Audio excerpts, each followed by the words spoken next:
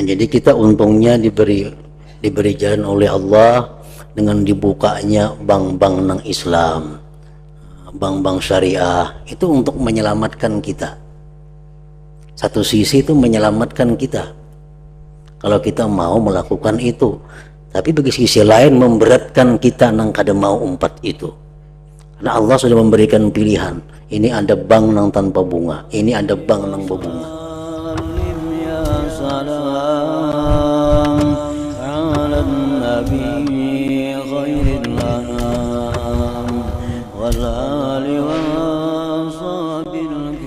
Bismillahirrahmanirrahim.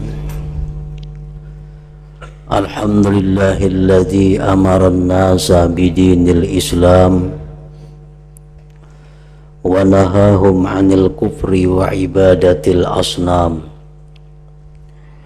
Ashhadu an la ilaha illallah wahdahu la syarika lah al-malikul 'allam wa ashhadu anna sayyidana Muhammadan abduhu wa rasuluhu afdalul anam.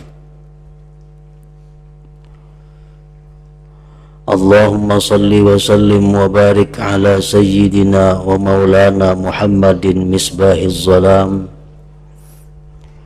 wa ala alihi wa ashabihi wa dhurriyyatihi wa atba'ihi ila akhiril ayyam, amma ba'd. Yang kita hormati dan kita cintai para habaib dan para alim ulama, para muhibbin, hadirin hadirat rahimakumullah. Puji dan syukur kita ucapkan kehadirat Allah Subhanahu wa ta'ala yang memberikan kita anugerah, kenikmatan, taufik dan hidayah dan nikmat-nikmat yang lainnya, sehingga kita pada malam ini dapat kembali berkumpul di majelis yang berkah ini. Salawat dan salam kita haturkan kepada junjungan kita Nabi besar Muhammad sallallahu alaihi wasallam dan kepada seluruh keluarga, para sahabat, zuriat dan pengikut beliau sampai hari akhir nanti.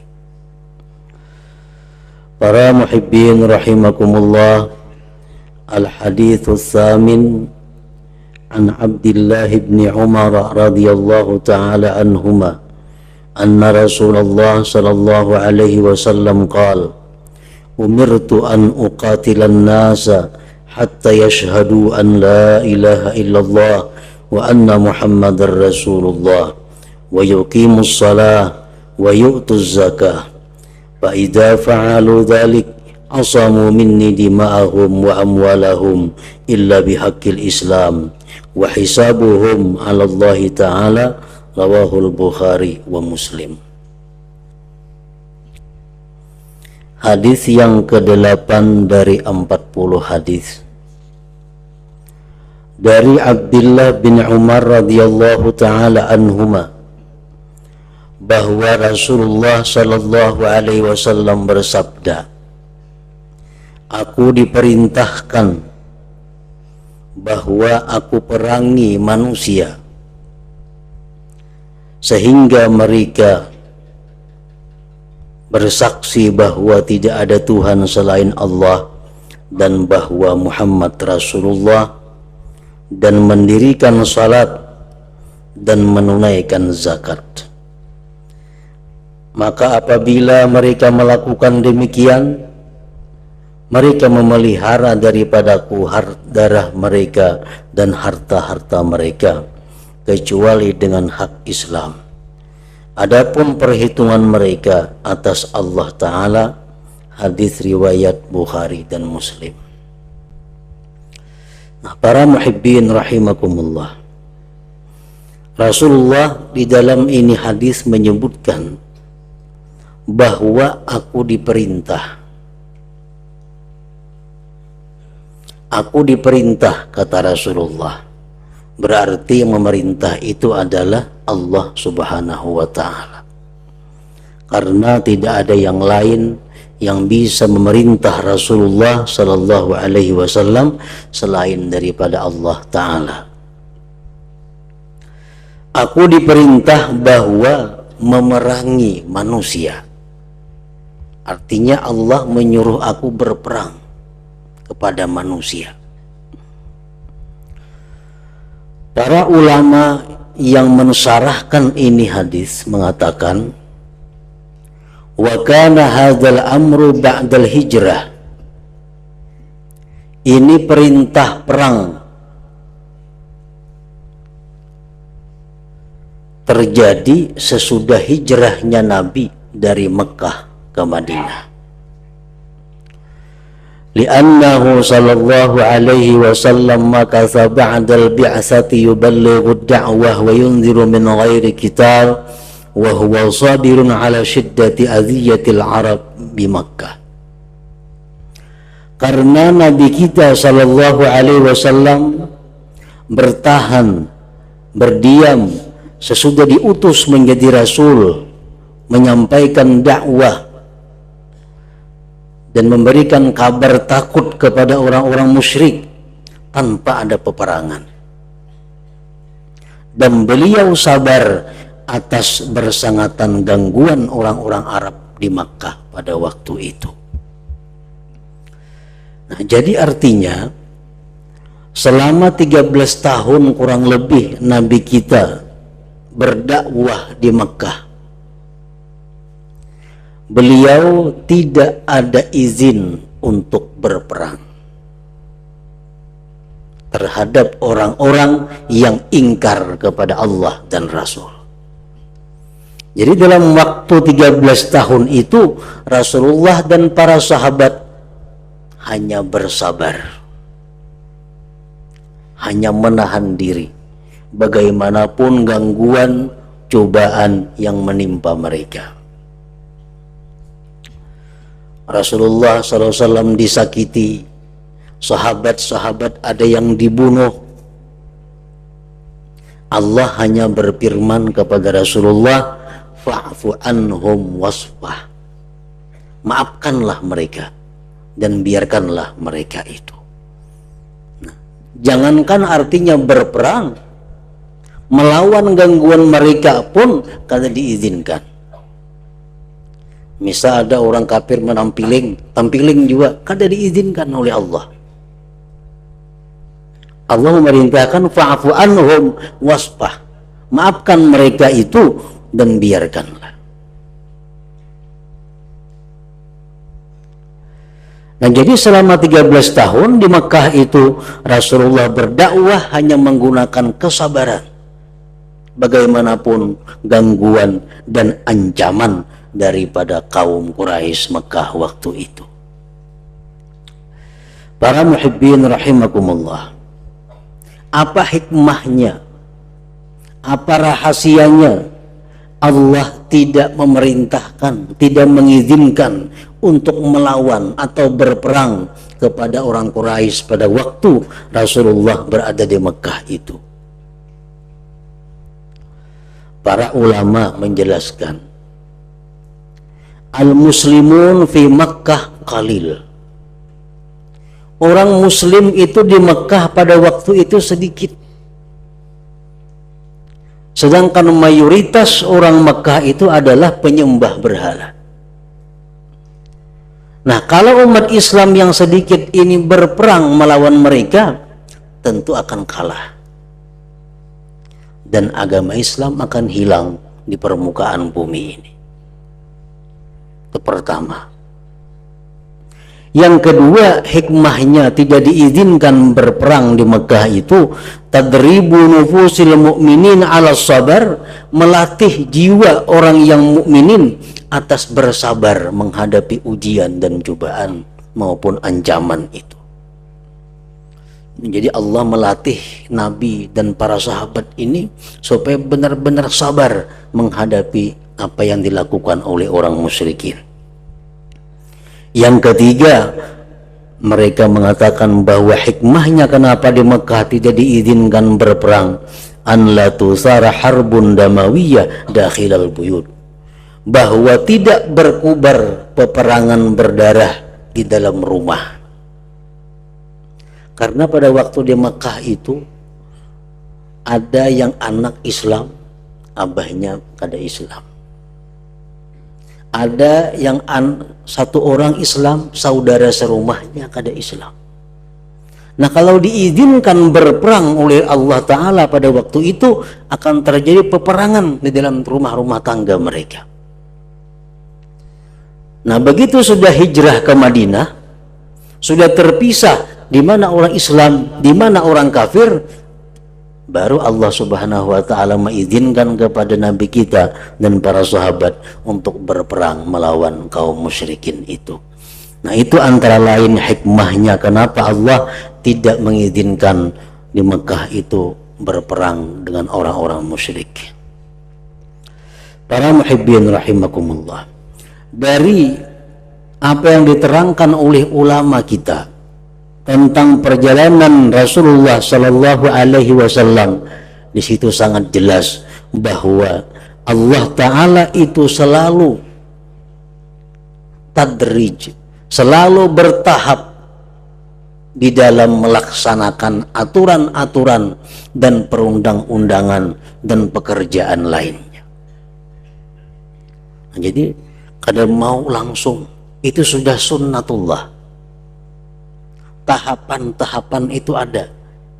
Bagaimana tahapan-tahapan sehingga kita diizinkan berperang, kada langsung disuruh berperang.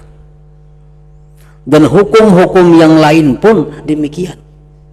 Pada waktu zaman Rasulullah SAW selalu ada tahapan-tahapan sampai akhirnya kepada yang dimaksud.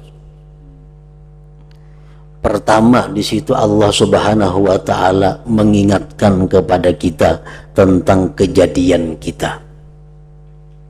Kejadian manusia dalam perut ibu bertahap. Mulai dari setitis mani, segumpal darah, segumpal daging, hanyar jadi janin. Sekian bulan hanyar keluar. Nah, itu memerlukan tahapan-tahapan sehingga sampai 9 bulan 9 hari baru lahirlah ini manusia. Padahal Allah kuasa, Allah mampu menjadikan langsung manusia jadi tanpa tahapan-tahapan itu.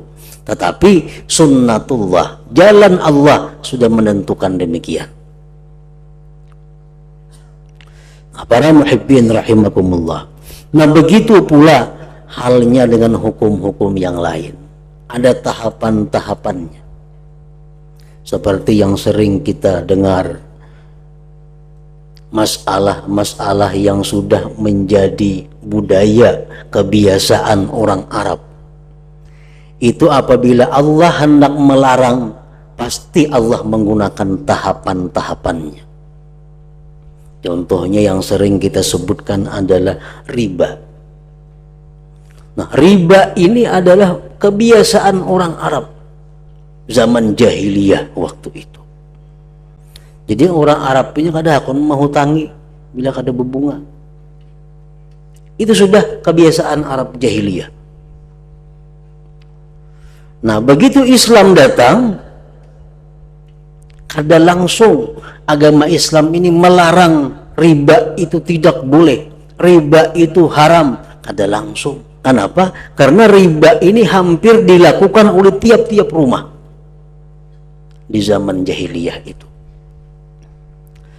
Nah, para ulama ahli tafsir menjelaskan bahwa sedikitnya ada 4 tahap Allah melarang riba itu, dan semuanya ada di dalam Al-Quranul Karim. Pertama, Allah menjelaskan, wa ma ataitum mir riba liyarbu bi amwalin nas fala yarbu indallah. Maksudnya, ujar Tuhan, apa yang kamu lakukan daripada riba dengan harapan harta kamu itu berkembang subur, maka harta kamu itu tidak akan berkembang subur di sisi Allah Subhanahu wa Ta'ala. Artinya apa? Bahwa segala sesuatu yang ada riba itu tidak akan punya berkah di sisi Allah Subhanahu wa Ta'ala, walaupun secara zahir menguntungkan. menguntungkan secara zahir. Kita berhutang 100.000, kita menghutangi orang 100.000, karena orang bayarnya 120. Secara zahir menguntungkan. Tapi Allah berfirman, fala yarbu indallah, tidak akan berkembang di sisi Allah. Harta riba yang kamu lakukan itu tidak ada berkah. Nah, ini ayat pertama. Para sahabat Nabi waktu itu mendengar ayat ini, sebagian ada yang berhenti daripada riba. Bapak juga riba artinya ada berkah di sisi Allah, baik ampiha melakukan riba. Ada yang lainnya tetap melaksanakan riba karena Allah kada melarang juga lawan riba. Cuma hanya Allah mengatakan riba itu kada berberkah, tapi kada melarang. Jadi aku biar riba kada bapak juga. Nah, ini tahapan pertama. Sahabat-sahabat yang punya pemikiran dalam, sahabat-sahabat yang punya keimanan tinggi, mereka berhenti melakukan riba setelah mendengar ayat ini. Tapi sahabat-sahabat yang lemah imannya, mereka masih melakukan riba karena ada kejelasan dari Allah bahwa riba itu haram. Nah, jadi ayat ini turun, sahabat ada sebagian masih riba, ada sebagian berhenti. Kemudian ayat kedua, tahapan kedua, فَبِظُلْمٍ مِّنَ الَّذِينَ هَادُوا حَرَّمْنَا عَلَيْهِمْ طَيِّبَاتٍ أُحِلَّتْ لَهُمْ وَبِصَدِّهِمْ عَنْ سَبِيلِ اللَّهِ كَثِيرًا وَأَخْذِهِمُ الرِّبَا وَقَدْ نُهُوا عَنْهُ.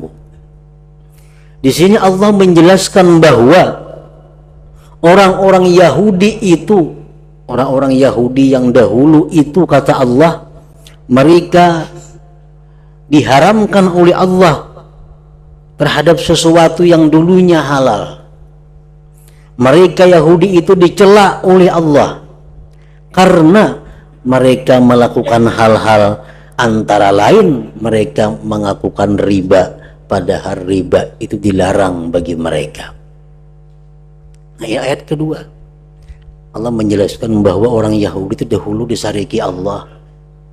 Orang Yahudi itu dikutuk Allah karena mereka melakukan riba.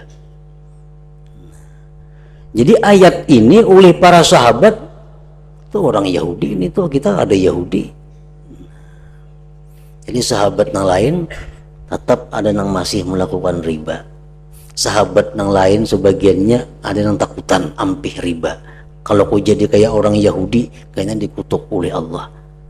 Tapi ayat yang kedua ini tidak ada jelas Allah melarang riba kepada kaum muslimin waktu itu. Namun menjelaskan bahwa orang dahulu dikutuk Allah karena riba.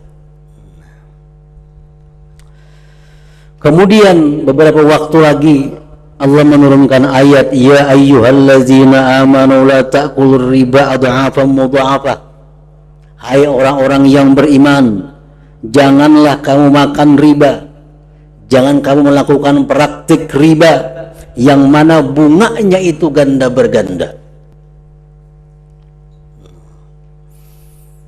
Jadi ayat ini menjelaskan bahwa riba itu kalau bunganya besar haram, kalau bunganya sedikit boleh. Misal 10% umpamanya, nah itu haram. Kalau bunganya 2% atau 1%, nah itu boleh.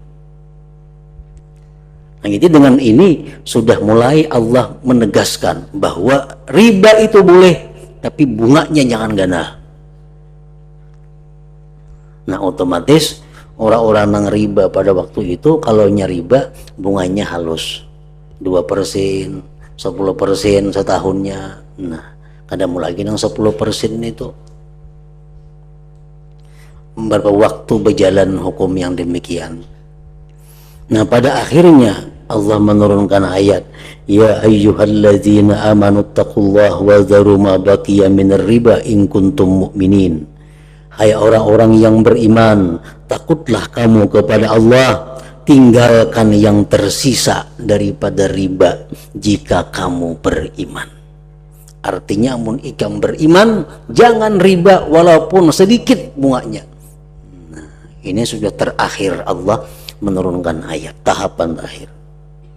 Fa illam taf'alu, jikalau kamu tidak melakukan itu, masih melakukan riba, masih minjam berbunga, masih menandak duit di tempat yang berbunga, fa'zanu biharbin minallah wa rasulih, maka tahulah kamu bahwa kamu itu berperang dengan Allah dan Rasulnya. Berperang dengan Allah dan Rasul, mana mungkin kita menang. Fa'zanu, maka ketahuilah olehmu biharbin minallah wa rasulih.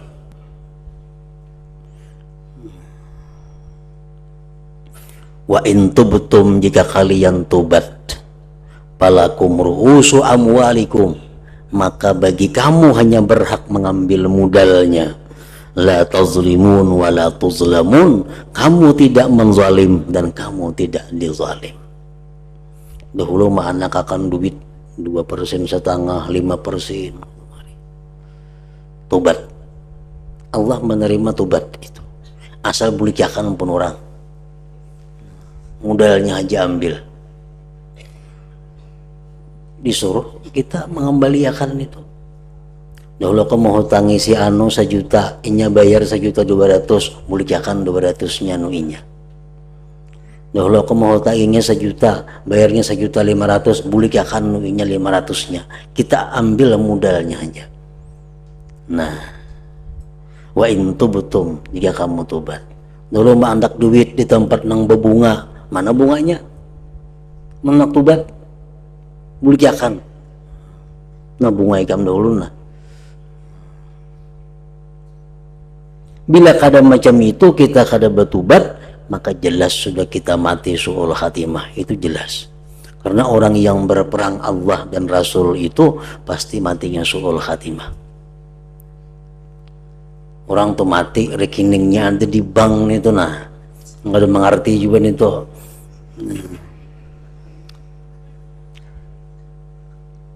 Artinya ada terkait dengan riba. Mati, maka matinya membawa rekening ke dalam kuburnya.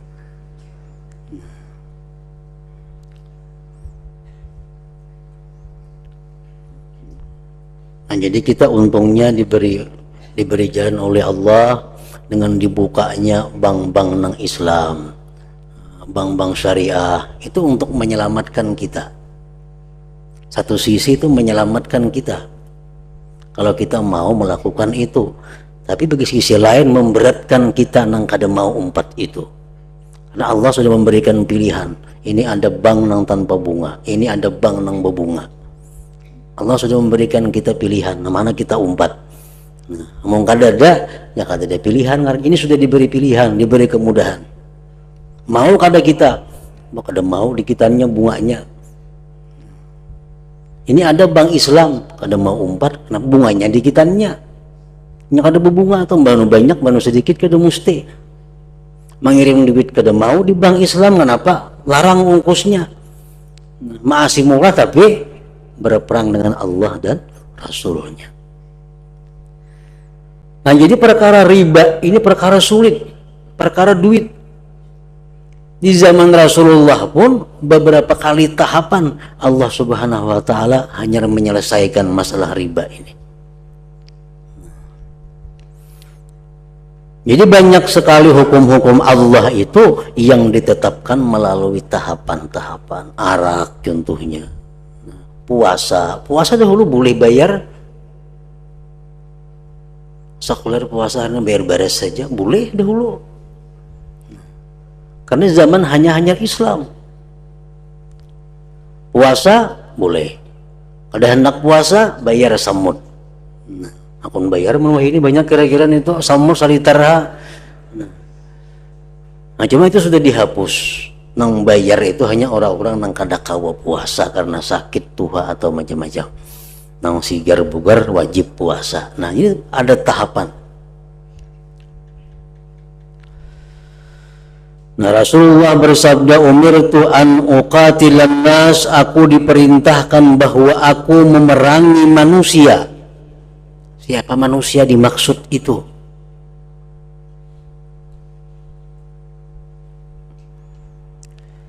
Yang dimaksud manusia di situ adalah jami'ul kuffar, seluruh orang kafir. Wa tarikus salah, orang yang meninggalkan sembahyang. Wa mani'uz zakah, orang yang enggan berzakat. Rasulullah diperintah Allah memerangi orang yang kafir, memerangi orang Islam tapi kada sembahyang, memerangi orang Islam yang kada berzakat. Nah, pengertian memerangi itu bukan berperang semata. Pengertian memerangi itu banyak. Misalnya menetapkan kepada mereka orang kafir denda. Nah, ikam silahkan berkafir pada mau masuk Islam, cuma ikam diwajibkan setahun bayar denda kepada Islam. Nah, itu termasuk perang. Orang yang kada sembahyang dikurung dalam penjara, termasuk memerangi kepada mereka. Jadi pengertian perang bukan berarti berkelahi, kada. Bisa perang itu berkelahi, bisa perang itu dengan apa? Dengan hal-hal lain yang bisa mengembalikan mereka kepada jalan yang benar.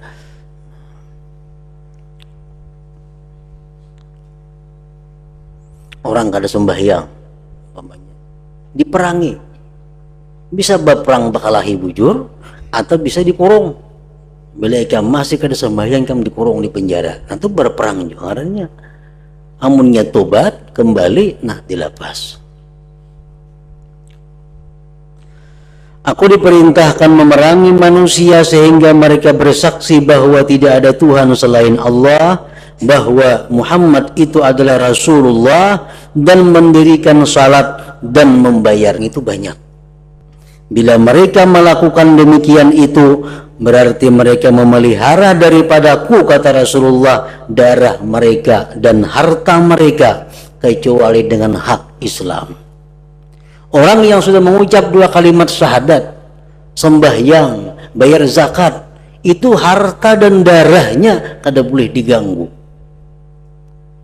Nah, dijamin oleh Rasulullah Sallallahu Alaihi Wasallam. Mereka itu adalah orang kita. Jadi hartanya kada boleh diganggu, diambil, diapa. Jiwanya aman. Illa bihaqqil Islam, kecuali dengan hak Islam. Kecuali ini ada melakukan pelanggaran-pelanggaran lain yang menyebabkan hilangnya keamanan dirinya atau hartanya. Contohnya seperti zina ba'da ihsan. Orang ini mengucap 2 kalimat syahadat. Orang ini penyembahyang. Orang ini bayar zakat. Tapi orang ini ada berzina. Sedangkan dia sudah kawin. Nah, maka orang ini darahnya adalah halal. Walaupun dia Islam, walaupun dia sembahyang, walaupun dia berzakat, tapi dia melakukan zina. Sedangkan dia sudah kawin. Hukumannya apa? Hukuman rajam. Darah ini orang halal. Artinya boleh dibunuh. Cuma yang membunuh adalah pihak pemerintah yang berwenang.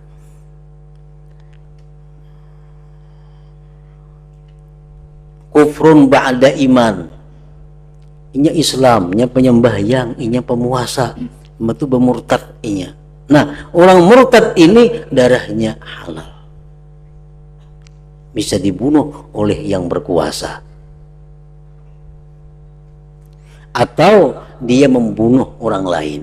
Inya Islam, inya penyembahyang, inya bayar zakat, tapi inya membunuh orang dengan tidak benar. Nah, maka orang ini berhak untuk dibunuh sebagai qisas terhadap dirinya. Nah, para muhibbin rahimakumullah, orang yang melakukan perzinahan sesudah dia kawin, ini darahnya adalah perai dan kuburannya boleh diinjak-injak. Orang yang kada sembahyang mati, itu darahnya perai. Kuburannya boleh diinjak-injak, dihinakan. Nah, kalau mereka itu selamat daripada hal-hal yang demikian, kada berzina, kada bakapir, kada membunuh orang, maka dengan keislamannya, dengan sembahyangnya, dengan zakatnya, ya sudah cukup menjaga dirinya, menjaga darahnya, menjaga hartanya daripada gangguan-gangguan orang. Wa hisabuhum 'ala Allah Ta'ala, dan hisab mereka itu atas Allah. Masalahnya bujur-bujur Islam itu di mulutnya aja, hatinya kada, itu urusannya Allah. Pokoknya bila ada orang mengucap la ilaha illallah atau ada mengucap 2 kalimat syahadat, orang itu sudah Islam. Perkara hatinya jadi dustaiku, itu urusannya lawan Tuhan. Tapi di sisi kita sudah menampakkan ini sebagai seorang muslim. Rasulullah sallallahu alaihi wasallam bersabda, "Ma umirtu an asyukka an qulubin nas." Aku tidak disuruh, aku tidak diperintah aku membelah hati manusia. Ya Nabi, aku kada disuruh membelah hati manusia. Artinya apa? Kalau orang mengucap syahadat itu Islam, kada disuruh membelah bujuran kada hatinya Islam atau mulutnya aja, nah itu kada disuruh. Nah oleh karena itu Rasulullah SAW pernah marah kepada salah seorang sahabat beliau yang bernama Usamah bin Zaid. Usamah bin Zaid ini dikirim Rasulullah untuk berperang kepada kabilah Juhainah. Berangkat Usamah beserta rombongan berperang di sana. Lalu begitu berperang di sana, ada seorang laki-laki, begitu ditemui oleh Usamah, la ilaha illallah, yang laki-laki itu, Usamah tetap membunuh laki-laki itu. Nah, dikabarkan orang kepada Rasulullah, wahai Rasulullah, jadi orang Usamah membunuh, padahal yang dibunuh itu sudah mengucap la ilaha illallah. Nah, Nabi kita marah. Kenapa engkau bunuh wahai Usamah, sedangkan dia sudah mengucap la ilaha illallah? Ujar Usamah, ulun mengira itu takutan mana aja. Inya kapelipitan sudah la ilaha illallah. Nah, lalu ujar Nabi, bahalla syakakta an qalbi, inya membalah ke hatinya maka tahun itu. Nah, para muhibbin rahimakumullah, jadi artinya dalam urusan seperti ini kita cukup memandang zahir. Perkara hatinya Islam, hatinya kada, itu wahisabuhum 'alallahi ta'ala, hisab mereka Allah kena urusannya. Orang yang mengucapkan 2 kalimat syahadat, orang yang umpat sembahyang, membayar zakat, mati, kita menguburkannya di kuburan kaum muslimin. Bujuran kada bujuran inya urusan Allah subhanahu wa ta'ala. Nah, selanjutnya hadis yang ke-9. Ila hadratin Nabi sallallahu alaihi wasallam, al-Fatihah.